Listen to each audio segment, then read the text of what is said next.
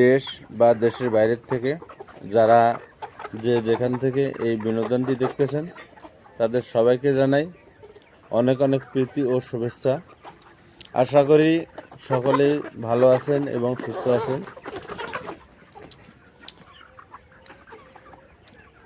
আজকে আপনাদের সামনে যে ভিডিওটা নিয়ে আসলাম, এই ভিডিওটায় লেয়ার মুরগির বিশেষ কিছু গুরুত্বপূর্ণ বিষয় নিয়ে কথাবার্তা বলবো। তো আপনারা জানেন সবাই, আমি লেয়ার মুরগির খামার আমার আছে এবং লেয়ার মুরগি খুব একটা লাভজনক ব্যবসা যদি সঠিকভাবে ম্যানেজমেন্ট, বায়োসিকিউরিটি এবং সঠিকভাবে কর্মচারী নিতে পারেন, প্রজেক্ট ভালো করে সাজাতে পারেন এবং বায়োসিকিউরিটি কঠোরভাবে পালন করতে পারেন, তাহলে আপনাদের জন্য লেয়ার খামার। তা লেয়ার খামার করতে গেলে আপনাকে অবশ্যই আগে বাউন্ডারি করতে হবে।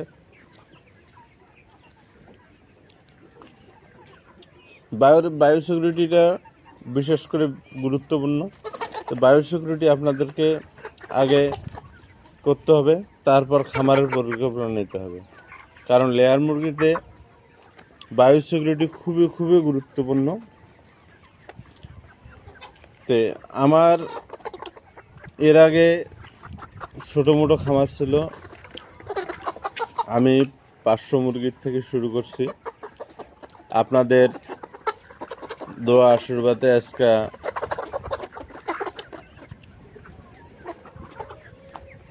6000 ডিমে আছে এবং 3000 এই যে প্লেটটা দেখতেছেন, এখানে 3500 প্লেট আছে। তো আপনাদের দোয়ায় এ পর্যন্ত আমি কোনো ক্ষয়ক্ষতির মধ্যে পড়ি নাই বা কোনো দুর্ঘটনা আমার ঘটে নাই, ইনশাল্লাহ সব আপনাদের দোয়ায়। তো এই দিক দিয়ে আমি বলি যে নতুন উদ্যোক্তা যারা আছেন বা নতুন করে যারা খামার করতে চাচ্ছেন লেয়ার মুরগির, তাদের জন্যে বিশেষ করে এই বিষয়টা খুবই গুরুত্বপূর্ণ। তো লেয়ার মুরগির খামার করলেই হবে না, লেয়ার মুরগির সম্বন্ধে আপনাদেরকে জানা থাকা লাগবে, কিছু ওদের রোগ বিষয়ে কিছু জানা থাকা লাগবে এবং লেয়ার মুরগি কোন সময় কি করতে হয় এই বিষয়গুলো জানা থাকা লাগবে। আর সবথেকে বড় কথা হচ্ছে আপনার সঠিক একজন গাইডলাইনের জন্য আপনাকে বেছে নিতে হবে, কারণ আপনি বিভিন্ন ডাক্তারের কাছে যাবেন, তে বিভিন্ন ডাক্তারের কাছে গেলে বিভিন্ন রকমের পরামর্শ দেবে। তাই আপনারা সবাই যারাই খামার করেন চেষ্টা করবেন যে কোনো একজনের পরামর্শে খামারটা পরিচালনা করার জন্য, কারণ যেমন আমাদের দেশে ওষুধের অভাব নাই, একই ওষুধ বিভিন্ন কোম্পানিতে বিভিন্ন নামে বিক্রি করে। সেই ক্ষেত্রে দেখা গেছে যে আপনি যদি একাধিক ডাক্তার ব্যবহার করেন, তাহলে দেখা গেছে যে আপনার একই ওষুধ 2 বা 3 বারও পড়তে পারে। তা সেক্ষেত্রে দেখা গেছে যে আপনার মুরগির ক্ষতি হবে, খামারের ক্ষতি হবে এবং আপনি লসের সম্মুখীন হবেন।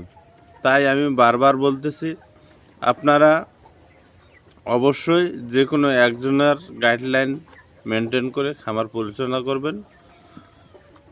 আর কিছু রোগ আপনার জানা থাকা লাগবে, কিছু মুরগির চালচলন কেমন আছে নাই এই বিষয়গুলো জানা থাকা লাগবে, তাহলে দেখা যাচ্ছে যে আপনি খামার পরিচালনা করতে পারবেন। তাই ভিডিওটা বেশি বড় না করে আপনারা আমার চ্যানেলের সাথেই থাকবেন চ্যানেলটাকে সাবস্ক্রাইব করে রাখবেন। চেষ্টা করব আপনাদেরকে সঠিক গাইডলাইন দিয়ে খামার পরিচালনা করতে পারেন এবং খামারে লাভবান হতে পারেন, এই আশা ব্যক্ত করে আজকের মতো এখানে শেষ করছি। ভালো থাকবেন, ধন্যবাদ।